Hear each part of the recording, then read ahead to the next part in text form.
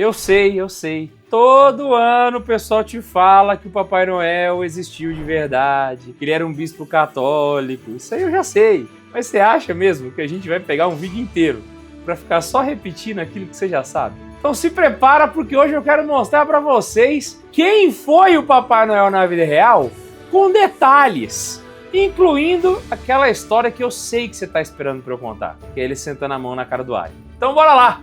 Pau na máquina, porque hoje a gente vai explorar a vida de um santo que foi reverenciado no mundo inteiro por conta de uma caridade sem limites e por uma fé inabalável, mas que aos poucos foi tendo a sua imagem transformada num garoto propaganda de refrigerante. Pra gente entender a história dele, a gente tem que entrar numa transição crucial da história do cristianismo. Lá nos séculos amém, no início da igreja, quando tudo era mato, a igreja estava passando de uma fase que ela estava saindo das perseguições para entrar na fase das grandes batalhas doutrinárias. A igreja sofreu muito com o imperador Diocleciano, que perseguiu fortemente os cristãos e foi uma coisa assim horrorosa. Você sabe a história. Só que depois entrou um imperador chamado Constantino, que legalizou a liberdade de culto em Roma. Ele não legalizou o cristianismo, ele legalizou a liberdade de culto.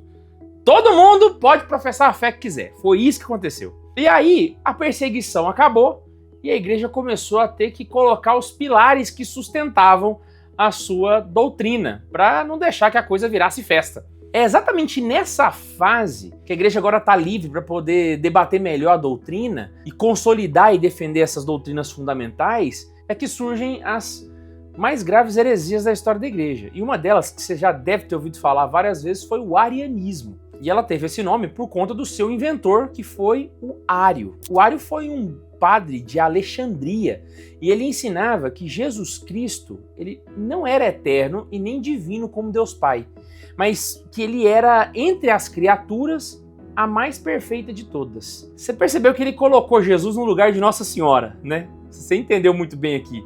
Para ele, Jesus não era Deus eterno, todo-poderoso. Ele era uma criatura como todo mundo, só que a criatura mais top que existiu, que é o que a gente chama de Nossa Senhora, mas para ele era Jesus. Você entendeu até aqui, né? Não precisa ficar enrolando demais. E é nesse cenário, né, de debate que surge um bispo que hoje o mundo inteiro conhece como o Bom Velhinho. Vamos conhecer a história dele? Esse bispo é São Nicolau de Mira. Ele nasceu por volta do ano 270, é muito antigo. E ele nasceu na região de Patara, que era uma região do Império Romano, que hoje é mais ou menos ali onde fica a Turquia. E ele tinha uma personalidade muito marcante, porque ele era uma pessoa extremamente generosa. Então ele gostava de ajudar os pobres, tinha uma fé fervorosa e gostava de estender a mão para quem mais precisava por amor a Jesus Cristo, que é o que a gente chama de caridade. Obviamente, essa vida toda foi reconhecida pelos cristãos. E ele foi eleito bispo de Mira, que era uma região importante, portuária ali do Mediterrâneo, também onde fica hoje a Turquia. E como pastor, ele acabou ficando conhecido exatamente por essa generosidade, por ajudar as pessoas mais pobres. Inclusive, conta uma história que ficou bem famosa, que na época existia um homem que tinha 3 filhas. E ele acabou ficando muito pobre e não podia pagar o dote dessas meninas. Então elas iam acabar ficando sem casar, o que era uma coisa horrorosa para a época. Por conta disso, esse pai, sem juízo, resolveu colocar as filhas na prostituição. Ele estava pensando sobre essa possibilidade. Foi aí que Nicolau descobriu essa situação e resolveu intervir de alguma forma. Ele tinha recebido uma herança e ele tinha um dinheiro sobrando ali. Então o que ele faz? Durante a noite, ele vai até a casa dessas meninas e joga pela janela um saquinho de ouro, equivalente ao dote da filha mais velha desse cara. E acaba salvando essa menina. Depois, ele volta na casa para repetir o feito. E joga de novo um saquinho de ouro para poder ajudar a filha do meio, que também se casou. Foi aí que o pai começou a ficar desconfiado, né? Porque dinheiro não cai do céu, literalmente. E aí ele começou a ficar de vigília para ver quem é que estava ajudando. Quando não, ele percebe que de madrugada aparece o bispo da cidade, jogando mais uma sacolinha de ouro. O pai descobre quem é o benfeitor, vai lá para agradecer, e aí a fama do bispo sobe demais da conta, porque ele acaba sendo ovacionado pela cidade como uma pessoa que está realmente preocupada com os mais pobres. E ao pensar numa pessoa tão generosa, você pode criar na sua cabeça a seguinte ideia, de que Nicolau era um cara muito fofinho. Ele ajuda os pobrezinhos, ele joga ouro na janela das pessoas. Olha que coisa linda. Então esse cara não seria nunca capaz de ser um leão, bruto, forte. E é aí que você se engana, meu querido, porque São Nicolau vai participar do Concílio de Nicéia, no ano 325 depois de Cristo. E é ali que começa a história talvez mais famosa atual de São Nicolau. O Concílio de Nicéia foi debater vários pontos importantíssimos da fé. Entre eles, a questão do arianismo. E muita gente estava discutindo ali se Jesus era Deus e se não era, e Ario estava muito forte ali com o seu arianismo. E o Nicolau começou um debate com o Ario no meio desse remeleixo todo. E a coisa foi ficando acalorada, foi ficando acalorada, foi ficando acalorada, até que São Nicolau sentou a mão na cara do Ario. Exatamente, ele socou a cara do homem. Eu tô rindo porque o Ario é herege, eu fiquei feliz, eu não devia não, mas ai meu Deus do céu, é muito boa essa história. E é até aqui que todo mundo conhece a história, mas o que não te contaram é que por conta disso, São Nicolau perdeu o cargo de bispo e foi expulso do concílio e preso. Exatamente, o homem se lascou. E é aqui que a coisa fica mais interessante ainda, porque Nicolau ficou chateado com tudo que tinha acontecido. Ele olha para tudo aquilo e começa a chorar dentro do seu coração. Ele fica triste, porque a gente não pode esbofetear as pessoas, não tá certo um negócio desse. E aí Jesus e Maria aparecem para ele durante a noite e perguntam por que ele estava na prisão, como se eles não soubessem, né? E Nicolau respondeu: "Tô aqui por causa do meu amor por você." Depois que Nicolau dá essa resposta, Jesus dá para ele o livro dos evangelhos e Maria dá para ele um homofórion, que é uma vestimenta episcopal que a gente está muito acostumado a ver nos ortodoxos, que é tipo uma estola que dobra aqui na frente, aqui, entendeu? Na manhã seguinte, o carcereiro está fazendo a ronda dele e quando ele olha para dentro da cela, existe um homem vestido de bispo lendo calmamente as escrituras e com as correntes soltas no chão. Obviamente o carcereiro ficou assim, né, estupefato com o que estava acontecendo e perguntou para ele o que foi. Ao saber do caso, o carcereiro vai informar o concílio de Nicéia e o imperador Constantino é avisado do que estava acontecendo.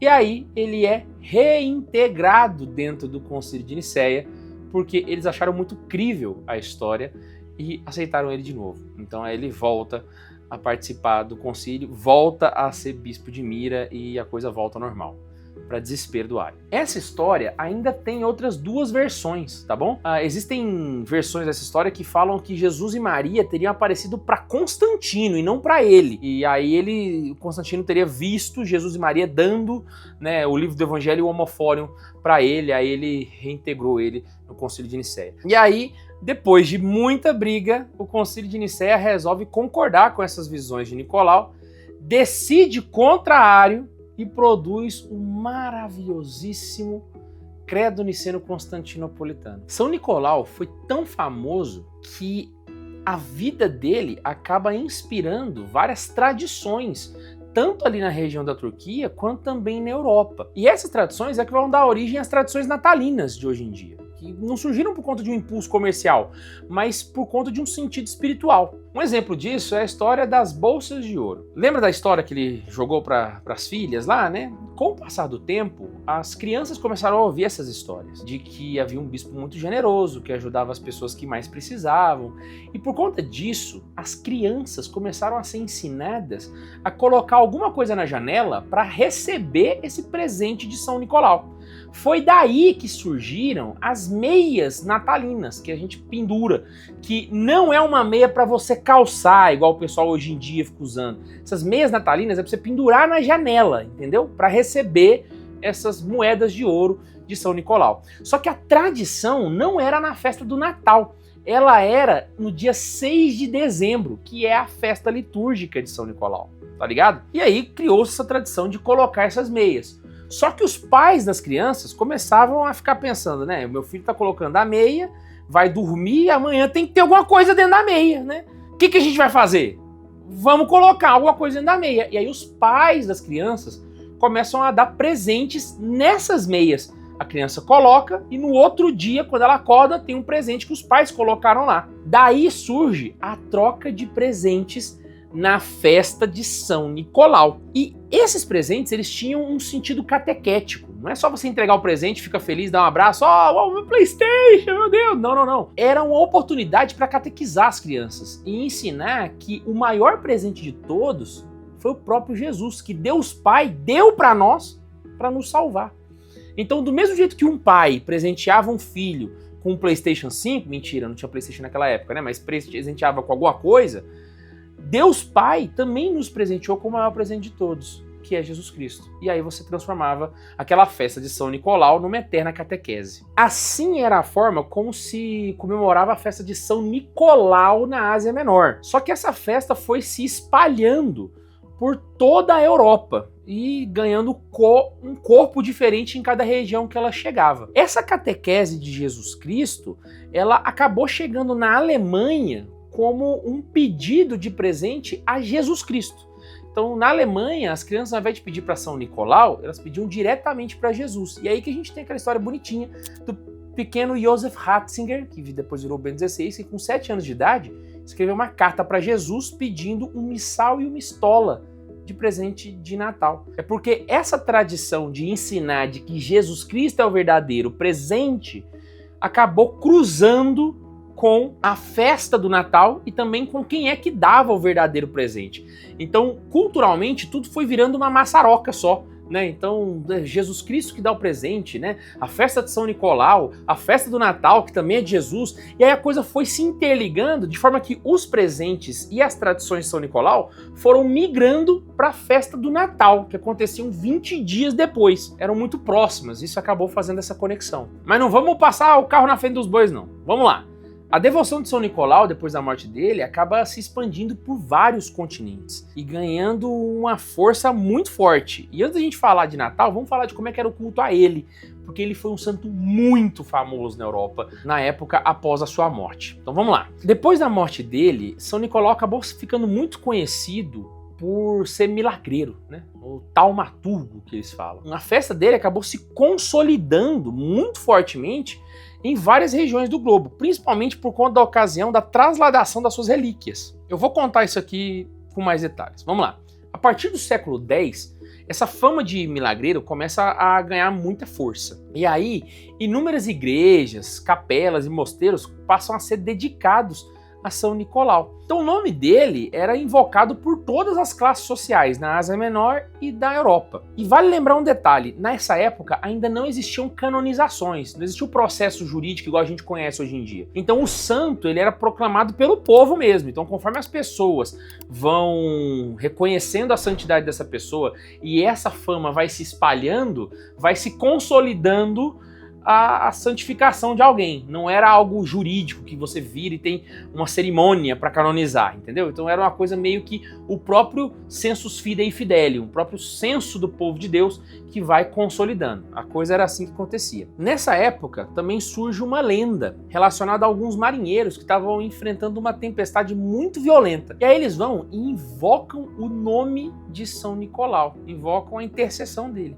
Isso está escrito no livro Vita, que é a biografia de São Nicolau, escrito por João o Diácono, no século IX. Segundo essa história, depois que os marinheiros resolvem pedir a intercessão dele, ele aparece para os marinheiros e declara Ecce adsum, que significa eis-me aqui. E aí ele vai, entra dentro do barco e ajuda os marinheiros a manusear as cordas e as velas, e acalmando o mar e salvando a tribulação.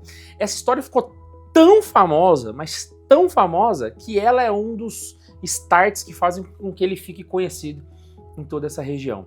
E é aqui que vem aquela história que eu estava falando da transladação das relíquias. Em 1807, a região de Mira estava sofrendo a ameaça dos sarracenos. E aí os cristãos começam a ficar muito preocupados que as relíquias de São Nicolau possam ser profanadas. Então o que acontece? Alguns marinheiros da região do Bari, na Itália, resolvem fazer o que a gente chama de furta sacra, que é basicamente você roubar uma relíquia. Isso aí era um ato muito comum na Idade Média e ele era visto como um ato de piedade. Também acabava sendo legitimado pela crença das pessoas de que o santo consentia com isso. Então, para não deixar que essas relíquias fossem profanadas pelos sarracenos, esses marinheiros vão até lá e roubam essas relíquias e levam para a Itália. Eles chegam em Bari de volta no dia 9 de maio de 1807 e desse dia em diante as relíquias dele passam a residir nessa cidade e ela se torna um dos maiores centros de peregrinação da Europa medieval. Inclusive, ela recebeu uma bênção, a cidade recebeu uma bênção do Papa Urbano II, o que fez com que os europeus inteiros peregrinassem para lá. Era uma cidade muito famosa na época. E como se não bastasse, o relicário onde está o corpo de São Nicolau acabou tendo um fenômeno meio estranho. Começou a escorrer água da tumba de São Nicolau. Só que era uma água extremamente pura. Era uma pureza assim invejável. E eles começam a chamar isso de Manna di San Nicola. Para os cristãos, isso tem uma origem milagrosa, né? E acabou virando uma crença tradicional que existe até hoje. Então, é como se essa água brotasse diretamente dos ossos do santo. Mas existe também uma hipótese científica que isso seria um fenômeno natural por conta da condensação. É como se a umidade do ar ficasse no osso, depois escorresse. Uma coisa assim. Só que aí tem um ponto. Você lembra que quem pegou as relíquias dele foram marinheiros? Então essa água escorrida acabou se tornando para os fiéis um símbolo de que ele é o padroeiro dos marinheiros e da vida marítima. Então São Nicolau acabou se tornando o padroeiro dos marinheiros, das crianças, então principalmente da proteção dos inocentes, e dos comerciantes, por conta do senso de justiça. Essa era a devoção de São Nicolau que a gente tinha na Europa, né? Só que ela vai passar por uma profunda transformação, principalmente quando ela cruza o Atlântico. Aí eu te pergunto, o que de acha aconteceu para que um bispo santo da Turquia se tornasse um velho que dirige um trenó, vive no Polo Norte e vende Coca-Cola? É estranho como que a história não faz nenhum sentido se a gente não conhece ela a fundo. É por isso que a gente precisa estudar. E estudar em livros como o da minha biblioteca católica. Gente, todo mês a MBC monta um box exclusivo com um tema super importante da igreja ou com uma história de um santo inspirador. Se eu fosse você, eu não perdi essa oportunidade de estudar de verdade. É praticidade para você viver melhor a fé, crescer na doutrina e ainda ser um católico firme, capaz de evangelizar com profundidade as pessoas que você ama. Então, se você não conhece o clube, já clica no link que está aqui na descrição e vem se aprofundar na fé com a gente, porque oportunidade de ouro como essa não aparece todo dia. Como que São Nicolau virou Papai Noel? Isso aconteceu porque a imagem de São Nicolau acabou se fundindo com elementos do folclore europeu e acabou se secularizando também, o que fez com que ele fosse uma figura globalmente reconhecida, igual é hoje em dia. Então vamos contar essa história passo a passo. Lembra de eu falar que a devoção dele se espalhou por toda a Europa? Pois então, essa devoção chegou na Holanda. E a Holanda estava passando na época por um problema muito grande, foi a revolta protestante. Nessa época, algumas pessoas começam a abandonar a devoção de São Nicolau, só que os católicos resolvem reforçar ela. Esse impasse vai fazendo com que a devoção de São Nicolau vá sendo misturada com alguns contos da região, e aí São Nicolau acaba mudando de nome, e ele começa a ser chamado de Sinterklaas. O que era o Sinterklaas? Era um bispo majestoso, e que, segundo a lenda, ele viajava acompanhado de um ajudante chamado Zwarte Piet. E esse Sinterklaas, ele vinha da Espanha de barco, não era de trenó. E com esse barco ele distribuía os presentes no dia 6 de dezembro. Essa história vai ganhando corpo e vai ganhando forma na Europa. E o Sinterklaas era muito conhecido ali naquela era já moderna, né? Pós-revolta protestante. Só que os holandeses resolvem fazer uma imigração, cruzar o oceano e ir para os Estados Unidos. E é aqui que a coisa vai perder o controle completamente. Os imigrantes resolvem ir para uma região chamada Nova Amsterdã, que hoje a gente conhece como Nova York. E é ali que o nome do Sinterklaas passa a ser anglicizado. eles começam a repetir isso, só que em inglês. E o Sinterklaas virou Santa Claus, que significa o quê? Santa Claus. É isso. É o único significado. Ele é uma transliteração do Sinterklaas. E a tradição que foi levada para lá, ela ainda permaneceu. Ela ainda era um bispo, né, generoso, que levava presente para as crianças, que vinha da Espanha. Só que nos Estados Unidos, a gente tem a primeira mudança. A primeira pessoa a assumir é o Svarte Piet, o ajudante. Porque na época ele era visto como um personagem muito racista. E os Estados Unidos estavam começando a trabalhar com a abolição da escravatura. Então o Svarte Piet foi de arrasta para cima, não tem ele mais. E aqui a gente já está falando ali de 1800. Eu já estou falando aqui do século XIX, já está chegando bem perto da gente. No dia 23 de dezembro de 1823, já perto do Natal, um jornal americano chamado Troy Sentinel publica um poema anônimo chamado A Visit from St. Nicholas. Ele era um poema anônimo, mas hoje a gente sabe que ele é de um escritor chamado Clement Clarke Moore. E é bom saber porque esse poema ele é muito importante, porque é ele que vai definir a imagem que a gente tem do Papai Noel hoje. Nesse poema, o Santa Claus aparece como um elfo, velho e alegre. E ele tem um trenó que é puxado por 8 renas. E o nome dessas renas já aparece, que é Dunder e Blixen, que significa trovão e relâmpago. É ali que aparece pela primeira vez essa imagem que a gente tem mais próxima do Papai Noel que a gente conhece hoje em dia. Essa figura vai ganhando corpo até que, em 1860, cerca de 30 anos depois, um ilustrador chamado Thomas Nast resolve fazer uma ilustração para ser a capa de uma revista chamada Harper's Weekly. E ele é o primeiro a desenhar o Santa Claus com os elementos que se tornariam os elementos canônicos dele. Como, por exemplo, o gorro combinando com a roupa, o cinto largo com fivela e o traje vermelho. Você achava que foi a Coca-Cola que fez ele ser vermelho, né? Não foi. O Thomas Nast faz esse desenho em 1860, 32 anos antes da Coca-Cola ser inventada. Então, se você sempre ouviu que foi a Coca-Cola que fez o Papai Noel ser vermelho, tire isso da sua cabeça, porque não foi, beleza? Mas ela vai aparecer aqui na história. Essa imagem, ela vai ser publicada só no dia 3 de janeiro de 1863.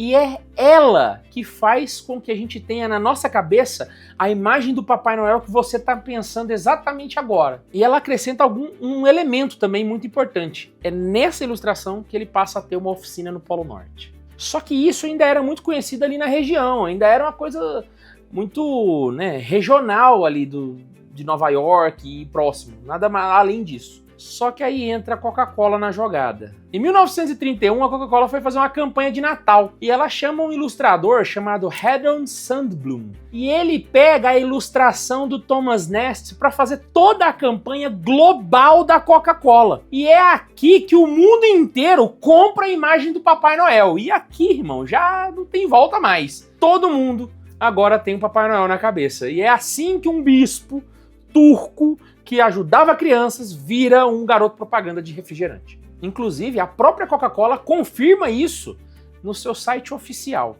Conhecer a história de São Nicolau, gente, permite com que a gente vá além da figura comercial do Papai Noel, para encontrar o que tem de verdadeiramente católico nesse personagem que faz parte da nossa vida todos os anos. Ao fazer isso, a gente consegue ressignificar as tradições natalinas e trazer aquela tradição original. Mais ou menos o que aconteceu com o Halloween, que era uma festa católica europeia e acabou sendo deturpada nos Estados Unidos. Aqui é do mesmo jeito. Era uma festa tradicional holandesa que acaba sendo deturpada nos Estados Unidos. Tá vendo? A história se repete, não tem nada de novo não. Conhecer também a história de São Nicolau ajuda para que a gente possa contar para as crianças a história de um bispo que ensina pra gente sobre caridade, fé firme, amor aos vulneráveis, amor aos pobres e sobre providência divina. Essa é uma oportunidade para você catequizar os seus filhos sobre generosidade, partilha, amor de Deus. E ensinar que a troca de presente não é simplesmente por conta do consumo, não é simplesmente pelo ter, mas é para celebrar o maior presente de todos que a gente está celebrando agora nesse Natal, que é nosso Senhor Jesus Cristo. O verdadeiro Papai Noel não vem do Polo Norte, Ele veio de Mira, na Turquia, e apontava sempre para Belém. Nesse Natal, que o exemplo de São Nicolau inspire eu e você a dar presentes de generosidade para os outros e principalmente de verdadeiro cristianismo, para que a gente possa salvar cada vez mais as almas por um mundo mais católico como ele era antes.